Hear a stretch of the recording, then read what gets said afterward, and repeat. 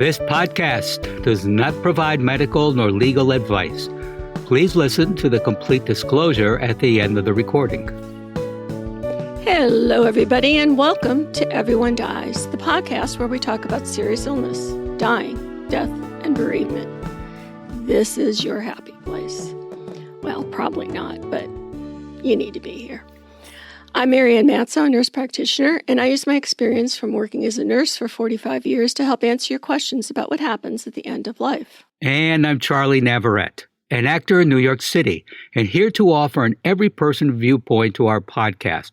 We are both here because we believe the more you know, the better prepared you are to make difficult decisions. So, welcome to this week's show. Please relax, get yourself a cuppa and some cake, and thank you for spending the next hour with Charlie and me for our discussion about Naloxone open carry for drug overdoses. Yes, you heard that correctly. In the first half, Charlie presents a forgotten obituary from the New York Times. In the second half, we talk about the use of naloxone for drug overdoses. And in the third half, Charlie has another journal entry from Greg, whose wife with Alzheimer's disease is in a memory care center. This week's recipe is a classic funeral food, macaroni and cheese. But what if we could bring that to our next funeral lunch feeling all full of ourselves because we added butternut squash? How about a fall-flavored upgrade to macaroni and cheese? Sweet cubes of harvest orange butternut squash are roasted until tender, then blended with chicken broth into a creamy puree that makes a thick and rich butternut squash mac and cheese without the fuss of making a white sauce. Is this great or what? So, this is one funeral lunch where there'll be no leftovers. And everybody will be healthy. Well, not really everybody, but you know what I mean. So, Charles, what's new? You're cold, I hear. Yeah, it's I'm in a space right now in a very nice house, but it's not my usual state-of-the-art studio. I laugh because I usually broadcast from a closet. So it's a little... I was going to say, it's not your usual closet? Yeah, it's not. This is an upgrade of your closet? Actually, this is an upgraded closet. It's very, very nice, but there's no heat in here. So, there we go. Well, baby, you just make your own heat. That's right. Oh, that's right, baby. Maybe. Thank you. Thank you very much. Maybe not. Maybe not. Maybe not. And how are things out there? You know, it's not bad. It's not bad. We're getting ready to have the holidays and leave to go to Florida for a month. So we're looking forward to that. Very nice. I know, huh? Do some diving. Mm-hmm. Eat some seafood. Yeah. You know. And you see here... The usual. And you hear, and people wouldn't imagine about New York. I could eat seafood at some dive, on the Lower East Side. So I guess we'll both be doing the same thing. Yeah, but you won't because you'll just be hanging out with your bartender. What's his name? Well, my favorite bartender is Paul. Paul. I think we should make Paul a regular part of the show. Oh. Now, do I have to come to New York and ask Paul if he'll be a regular part of the show, or how do we get him? Well, if you have to force yourself to come to New York, you and David, yes, then you'll have to. Otherwise, let me talk to Paul. Maybe we can do a little recording or something. Yes, all right. We could get his insights from all the people that talk to him. I'm sure he's heard lots of people talk about grieving and serious illness and all kinds of stuff, right? I know I've shed a few tears into some whiskey from time to time. So sure, yes. I think we should ask him. So have you gone to see the new Danny DeVito show or play with has his daughter in it? That's right, with his daughter. Opened. No. Oh, shoot. And what is it called? Something, I Need That. Is it called I Need That? Yes. I think. And the reason I mention it is because we have covered this topic. Yeah. We have covered this topic. It's Danny DeVito's living in a kind of full apartment, and his daughter and a friend are helping him kind of go through stuff. Declutter, and every time they say, yes. Let's get rid of this. And he says, but I need that. Yes. And anybody who's helped any parent declutter knows that is, you could get a T-shirt made with that on it because, you can't take that. I need that, Oh, what a great idea for a T-shirt. Yeah. Yeah, if anybody's in New York, go say hi to Danny for me. You going to go see it, Charlie? I will, yes. Excellent. Actually, what was there was what was a play? It's a classic play, and I don't remember now, but that was the last time he was on Broadway, and it was with Mark Ruffalo and Tony Shalhoub, and I don't remember the name of the play, but if I remember... Well, I just read a thing, where I don't know if it was the Times or where it was, about sort of his acting career and how he's just about up for anything. Like they'll say, hey, you want to do this? Sure. So he's had such varied roles. No, he really has. And the, what's that series of his? Something in Philadelphia? You know what I mean. What's Death in Philadelphia? No, not Death in Philadelphia. What's the name of that show? Well, okay. Anyway, everybody knows what the hell I mean. I mean, that thing, yeah. 15 years? Maybe longer. I mean, that show has been around for a long time. Yeah. Yeah. Yeah. And I just always... Maybe you should go hang out at the stage door and get a little interview with Danny. I bet you he'd talk to you. Sure. I'm sure Mr. DeVito would just love for me to interrupt him getting into his car to go home for a talk. Hey, I bet if you brought a slice with you, he'd stop. He'd look at it and it's like, is this some weirdo who was sprinkle arsenic on you know this? What? I don't get that impression. I don't get that impression at all. Okay. He seems like the kind of guy who'd say, yeah, let's go have a beer. Sure. From a perfect stranger in New York City. Yeah, that's pretty typical. Yeah. Okay. Go prove me wrong. All right. I'll prove you wrong. So what do you have for your first half, Charles? Well, career-wise, Dolores Alexander worked for the New York Times, Newsday, and Time magazine.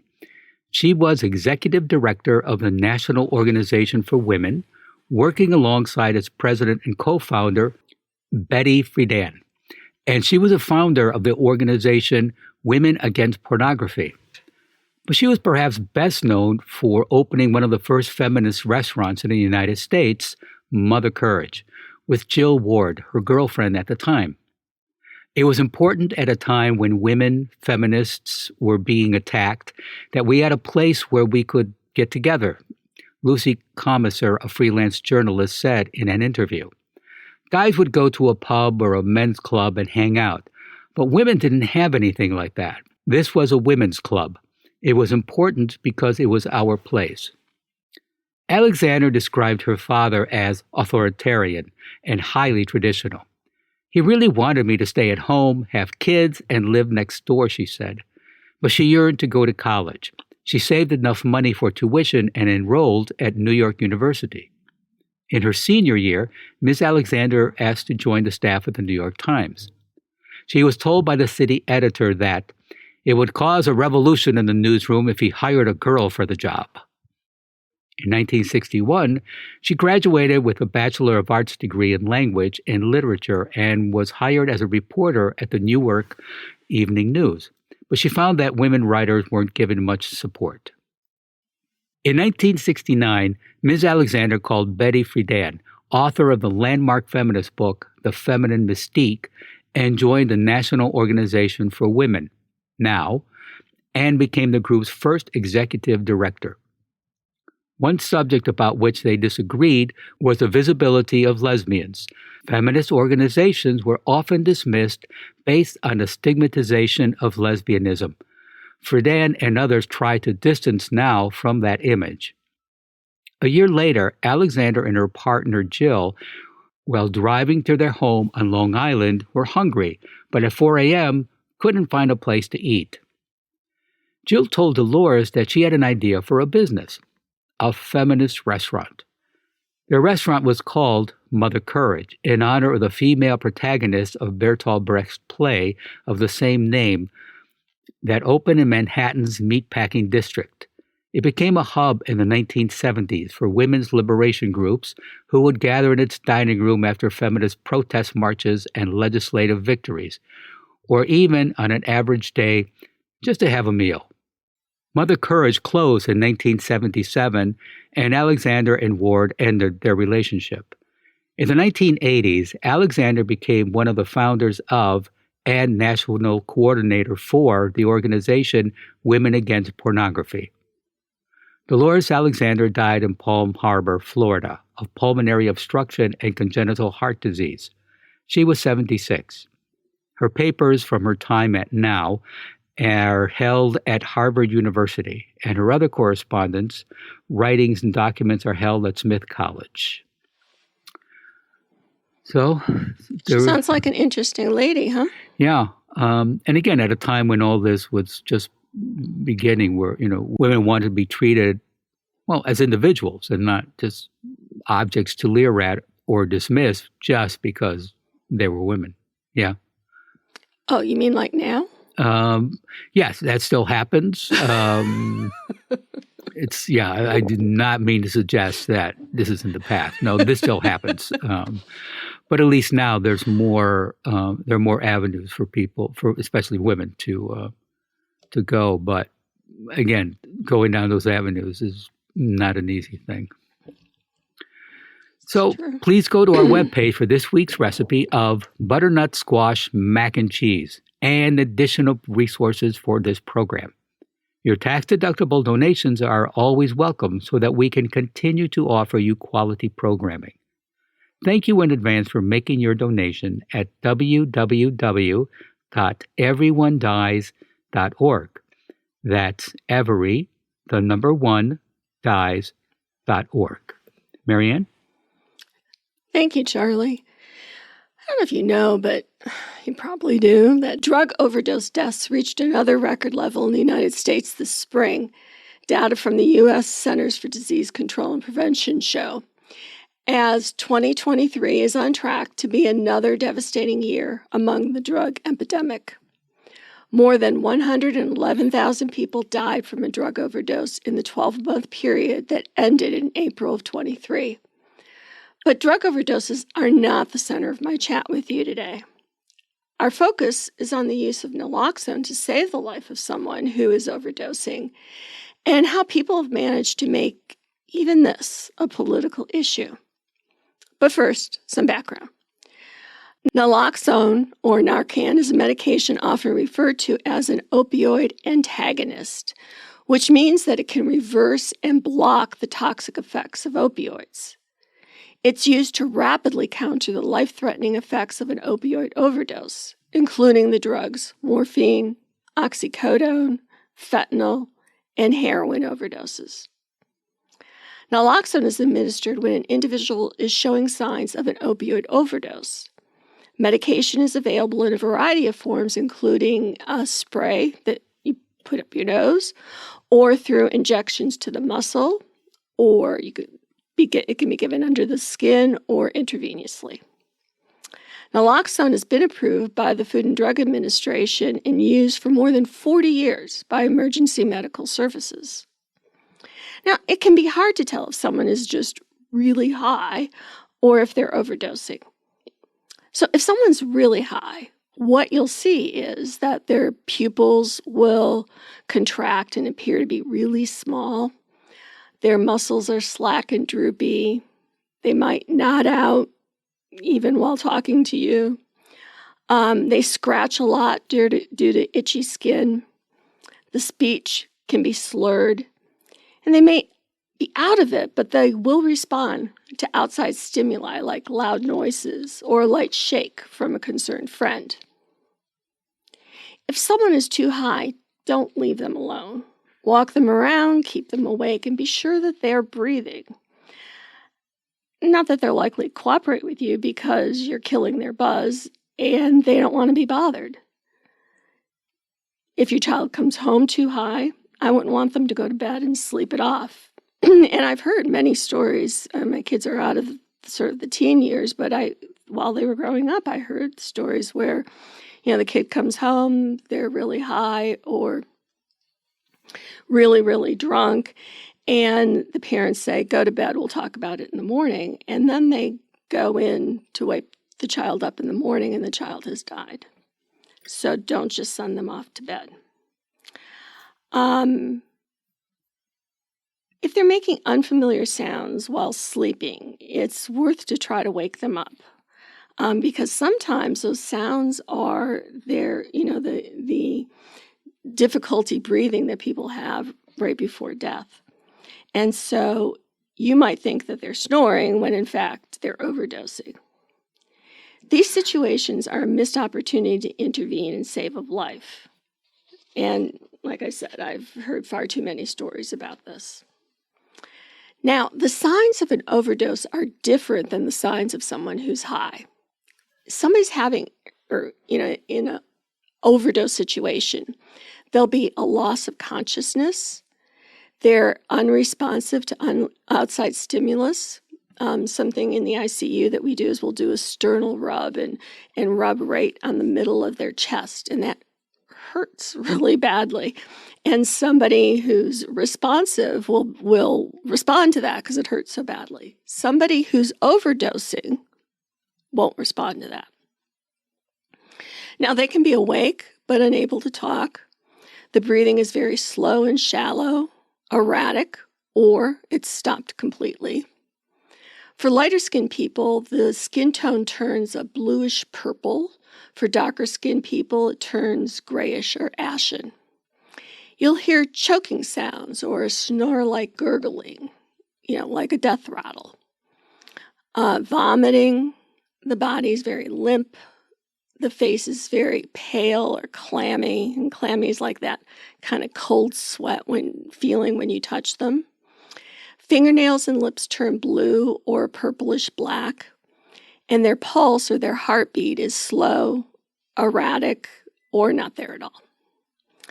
So let's say you pop into the 7-Eleven late at night to pick up some milk, and you see someone in the parking lot who's overdosing.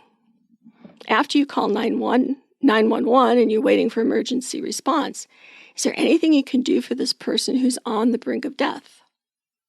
If you carry naloxone with you, the answer is yes.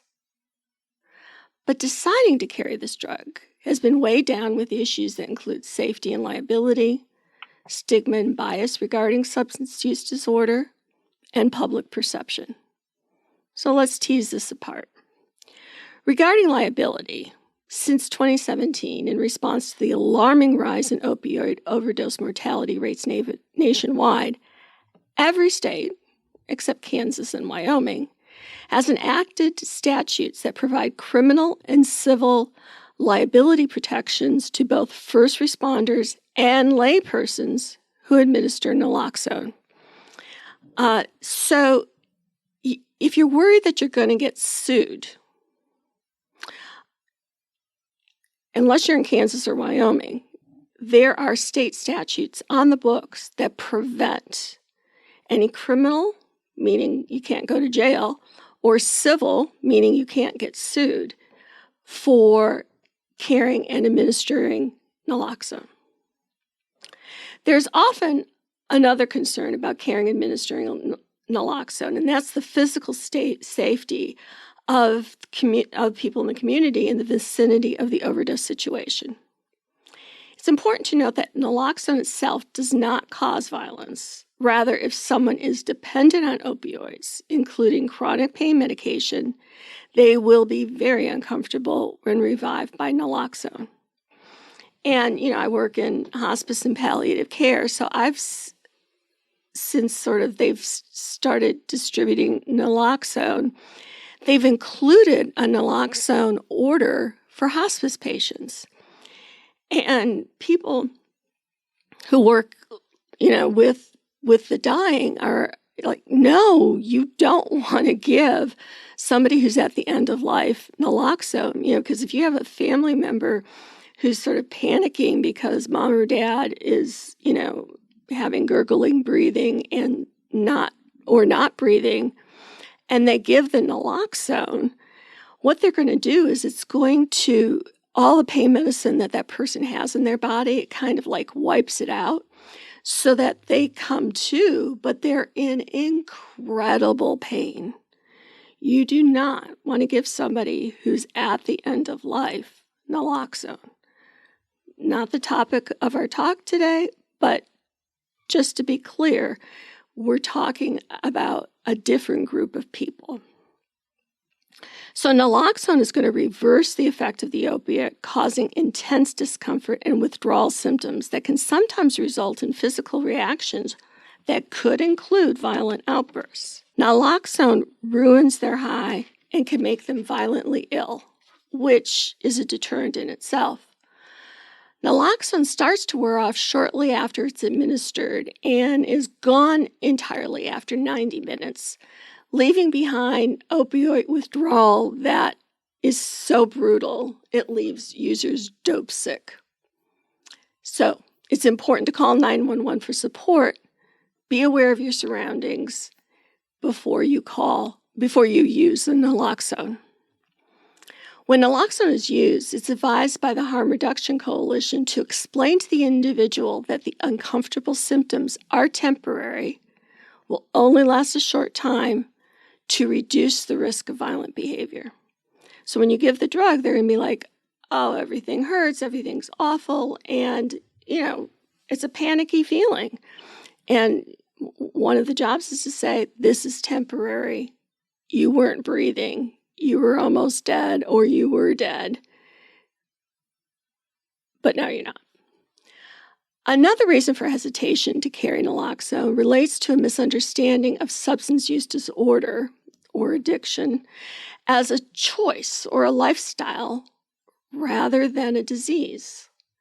The opioid crisis evolution over time charts the stigma that those struggling as substance abusers rather than with substance use disorder impacts our ability to respond to the epidemic with empathy and as a public health issue.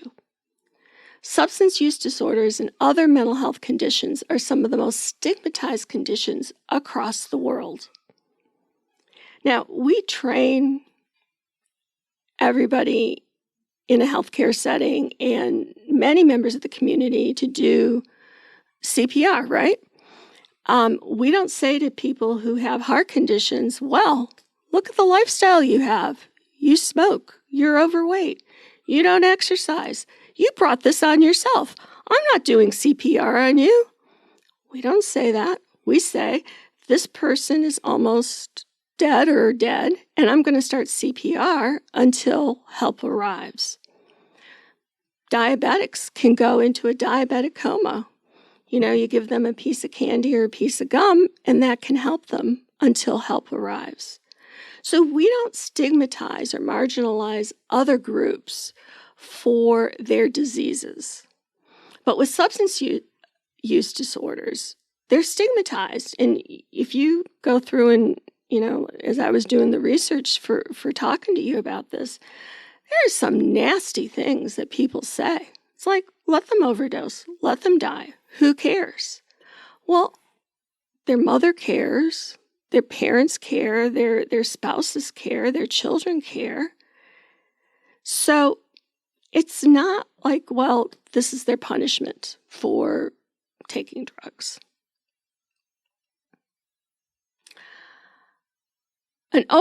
As overdose rates continue to rise and people from all walks of life are impacted, either directly or indirectly, building an understanding of how experiencing trauma, toxic stress, and other adversities in life can increase the risk of developing substance use disorder. When addiction is viewed as a disease we can promote empathy, understanding, support, and life-saving treatment in the case of an overdose. The public perception aspect of naloxone use has become a divisive issue. Critics say that it gives drug users a safety net, allowing them to take more risks and push the envelope as they seek higher highs from opioids. It is true that many users overdose more than once, some multiple times before seeking treatment. Each time, naloxone brings them back from the brink of death. Opponents argue that naloxone prevents users from feeling the consequences of their action, that it does little in helping them turn their lives around and make some much-needed changes. From my point of view, they're not going to feel the consequences of their actions if they die either. Some even feel that it merely extends them until the next overdose, serving only to further perpetuate the cycle of addiction.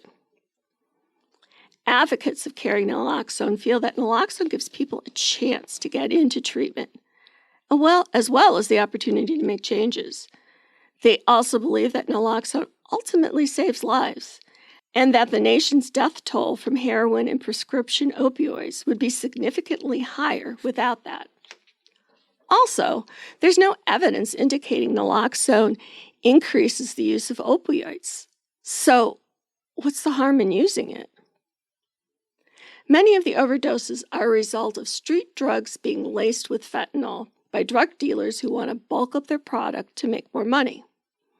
Now, fentanyl is 50 to 100 times stronger than morphine, and when added to marijuana, cocaine, and heroin, the high is very powerful and very deadly. And if the person taking these laced drugs is opioid naive, they can die. Now, somebody who's opioid naive is somebody who doesn't take opioids. Like, I don't take opioids. So if I went to a party and somebody had a marijuana joint with fentanyl laced into it, and I took some hits off of it, I could die. I don't have any tolerance to the opioids, and it was going to hit me much stronger than somebody who uses opioids on a regular basis. Now, some people intentionally co-use these drugs. The speedball combinations of heroin and fentanyl, cocaine and methamphetamine are very common. Some people are getting increasingly tolerant to the effects of fentanyl and use stimulants to make the fentanyl stronger. But I can't help but think of the overdose deaths I've heard about in families of friends. I know of an emerging adult who was in her early 20s. She's at a party, takes her first snort of cocaine, not knowing that it's laced with fentanyl, and she died. Now, let's just be real. Kids are going to go to places where these things are. There might be peer pressure to try it, or they might say, I've never tried cocaine. I'd like to know what it feels like. And they do, but they don't know that the fentanyl's in it. And they die. And I've known, I don't know how many people you've known, Shelley, but I've known 3 people that this has happened to. And in particularly, 2 of those people were people who had used drugs in the past, had gotten clean, and had been in a situation where, you sometimes can happen with alcoholics too. Well, 1 drink's not going to make a difference. Well, 1 hit's not going to make a difference, except they've been off of it for so long. They don't realize that they can't take as much as they used to take when they were getting high all the time because their body can't tolerate it. So they snort the drug or whatever it is that they're using, and they die because it's been laced with fentanyl. So, how do you use naloxone, and where can you get it? First, if you come across somebody, see if the person's breathing and check for responsiveness. And you can literally just take your knuckle and rub it right in the middle of their chest. And if you do that on somebody who's awake, they'll want to punch you because it really hurts. And so you'll be able to know, are they responsive or not? If they're not, call 911 and start rescue breathing, just like you learned in CPR class. If they do not start breathing, you draw up 1 milliliter of naloxone and you inject it into a muscle, start rescue breathing again until the naloxone kicks in. If they don't start breathing, give another dose of naloxone and continue rescue breathing. The naloxone will wear off in 35 to 40 minutes, and tell the person that. Tell them they're going to be uncomfortable for a little while, but help is on the way. If you must leave them, roll them on their side and put whichever arm and leg is on top, put it on the ground so that they're kind of anchored and they can't roll on their back and aspirate and choke. Now, if you look at our show notes, there are links about where to get training for the use of naloxone and to find naloxone distribution in your community. Many pharmacies will give it to you free of charge. If you have health insurance will cover you to be able to carry the naloxone, and they're not going to charge you a copay. In your community, they might have distribution centers and classes where you can take the class and get a box of naloxone. I was reading somewhere that people were waiting for something else at a health center, and while people were waiting, this volunteer, somebody who worked there, was giving them training on naloxone and giving them the medicine. And you throw it in your glove box or you put it in your purse and you have it on you, because it might be a stranger's life that you save. It might be your child's life that you save. It might be a spouse. You never know what situation you're going to be in where if you had that on you and you knew what to do, you could save a life. Charlie, questions or thoughts?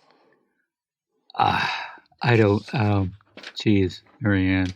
I know there's a big problem with with opioid addiction and everything, but just to no, I mean, I have nothing to say. I mean, just what you're describing in just such detail. It's frightening, and I know this is an epidemic, and it's it still goes on. I don't know, Marianne. And it's getting worse. It's yeah, getting worse. exactly. If you look at the statistics, it just keeps going up. You think, oh, it can't go up any higher. It can't get any worse. But it does. But it does.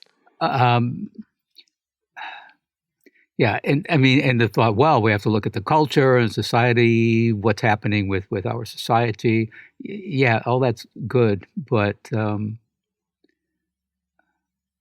when you're in pain, emotional pain, physical pain, yeah, you don't stop and think about societal issues. It's just what's happening to you, and to your point, this is people need or want escape. And just don't look at the consequences, what happens to them, or, the effect it has on their loved ones. And sometimes it could be that, they take a dose or snort some Coke or whatever, and they don't get a response fast enough or as fast as it used to be. So they take more. Right. Not realizing that first one's going to kick in and then that second one's going to kick in, and that might be enough to kill you. And the other side of it too, I think personally, is that it's our choice, right? Yes. carry, and Right. I call it open carry because we have here in the South, they have lots of open carry laws about handguns. So you can do that, and it's legal to carry the fentanyl, but, there doesn't seem to be a whole lot of controversy about open carry when it's a gun. But naloxone, Oh, right. there's a lot of controversy about it. So just like, you go and you get trained for CPR, Yeah. It's sort of like, I want to be ready to help somebody if they need it. And do we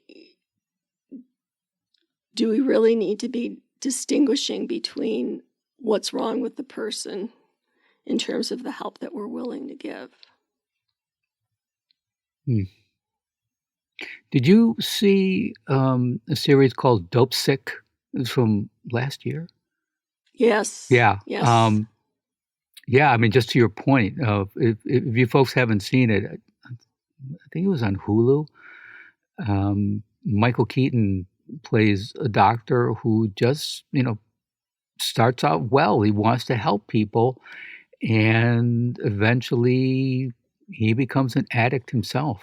And this was based on a real situation, right, Marianne? I think. I don't know. Yeah, but yeah, he became addicted.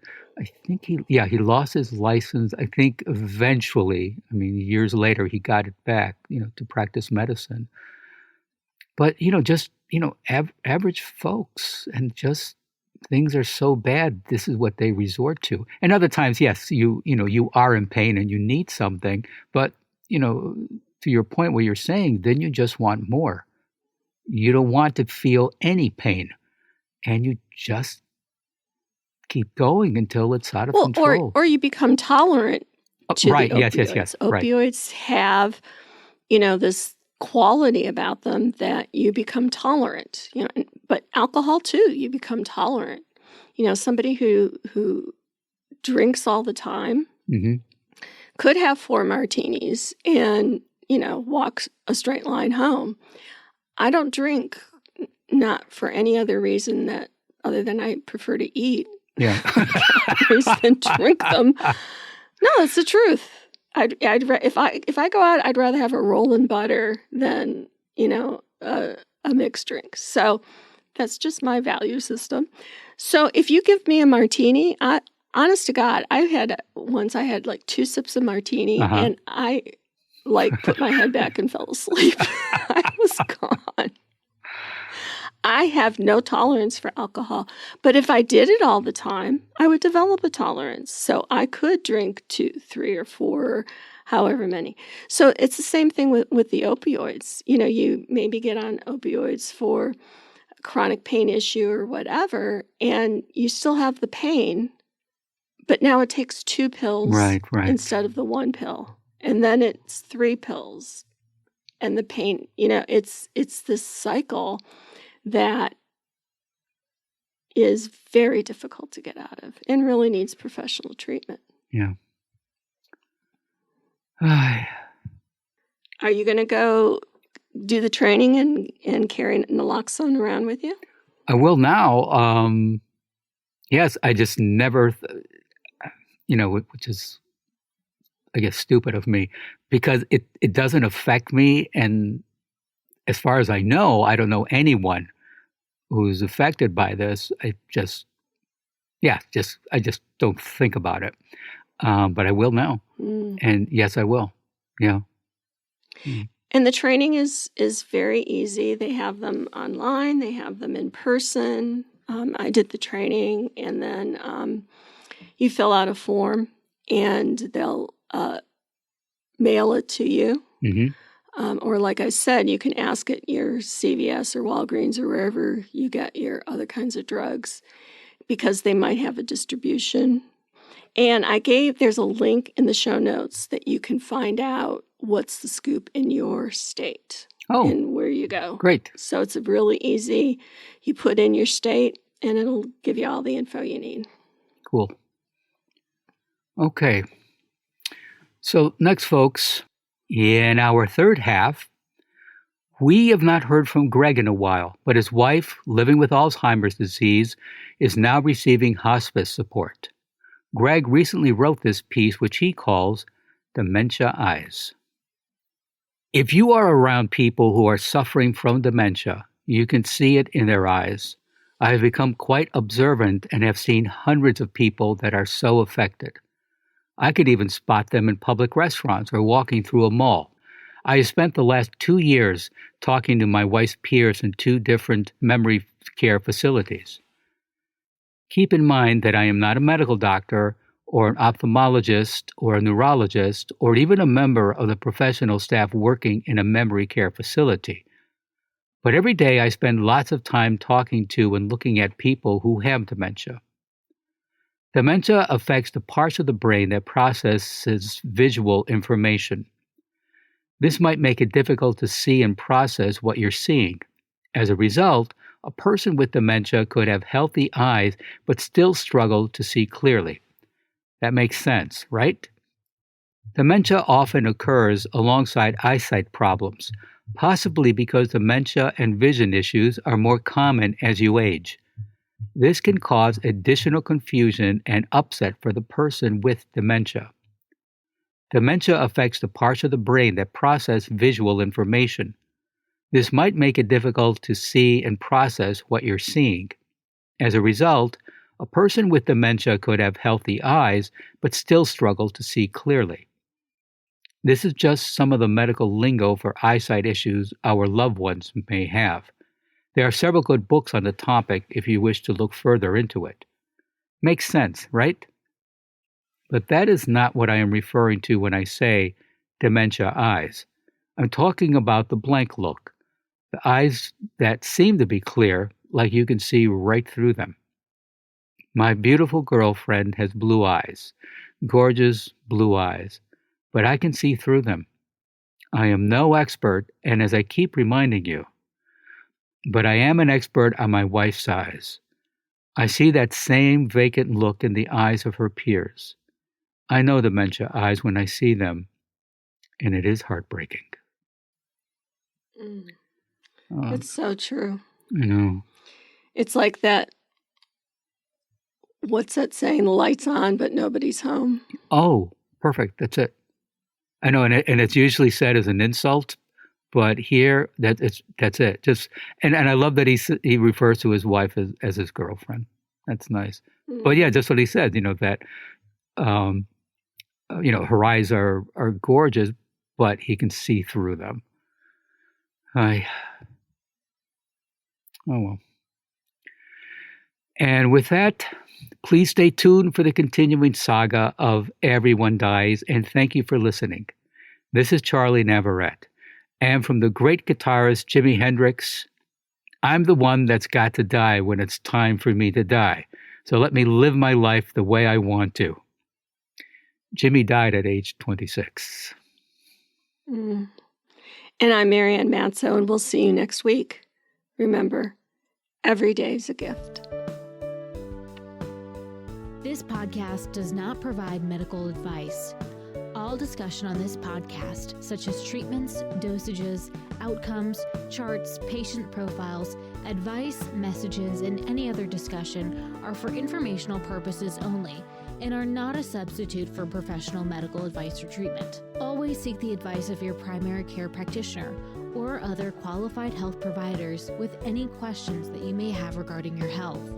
Never disregard professional medical advice or delay in seeking it because of something you have heard from this podcast.